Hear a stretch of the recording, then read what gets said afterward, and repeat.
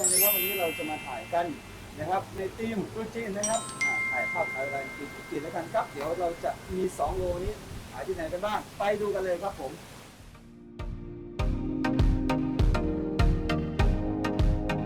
เดี๋ยวเราไปดูกองผมแล้วกันแบบเป็นน้องปอครับน้องปอว่าที่วิเกียนที่ไหนไม่รู้กับน้องเพลงครับน้องเพลงเป็นแล้วก็เขาจูนดูแลทุกอย่างผมไม่ได้ด้วยนะครับใครอยากใครสนใจจะไม่ได้เลยนะครับแต่งหน้าสวยแต่งหน้าทุกคนสวยหมดจะเว้นหน้าตัวเองนะไม่น่าจะเสียเลยช่างภาพเรากำลังเตรียมตัวเราถ่ายข้างในเราไปดูช่างภาพเราเตรียมตัวหน่อยนะวันนี้มีช่างภาพสุดหล่อแม็กไหวนะไหวนะแม็กเป็นได้ทุกอย่างนะครับตอนนี้มาอยู่กับผมแล้วเป็นครอบครัวจอมสดก็น้องแจ็คครับเป็นช่างวิดีโอท็อปนะครับพวกนี้ทำได้ทุกอย่างนะครับเมายันเช้ายังได้ทำทุกอย่างเลยทำงานเห็นเรามาดูบรรยากาศกันเลยวันที่ผมไม่ถ่ายนะครับพอดีผมไม่น้องมาถ่ายแล้วผมเติบโตมาเป็นบอสแล้วครับนั่งดูถ่ายไม่ดีก็ด่าครับไม่มีอะไรโอเคดูบรรยากาศรอบๆด้วยกันครับเดี๋ยวตอนบ่ายนะครับตอนค่ำๆแหละเดี๋ยวเราจะไปที่ศาลเจ้าอีกทีนึงแล้วเราไปถ่ายอีกที่นึงคืนนั้นนะครับดูบรรยากาศกันครับ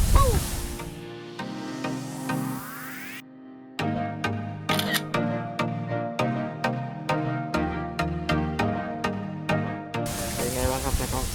ไปเรื่อยๆครับวันนี้ไปเรื่อยๆไปนิวเยียร์จีนแล้วจะมีครบเนี่ยเขาจะมีจีนเนี่ยมีทั้งเงินมีทั้งอะไรครับมาเพิ่มเติมอะไรมากขึ้นเราไปดูกันเป็นยังไงทดลองมาเป็นยังไงครับ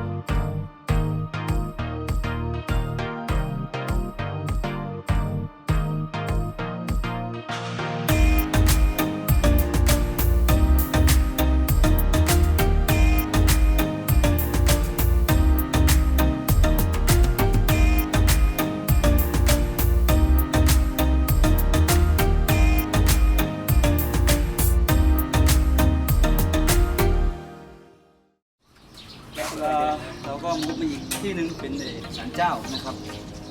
เป็นเจ้าจีนก็ได้เพื่อนมาเพื่อนใหม่เกียรติมันยังแม็กยัง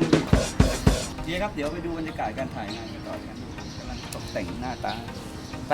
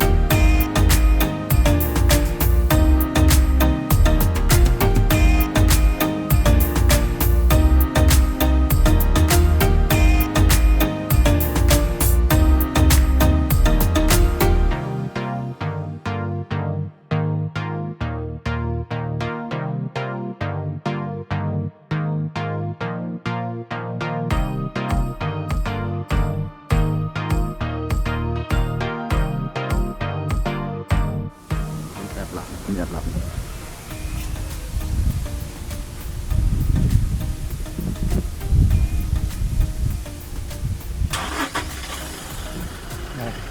แต่ว่าสบายไปถ่ายต่อถ่ายแล้วคนนอน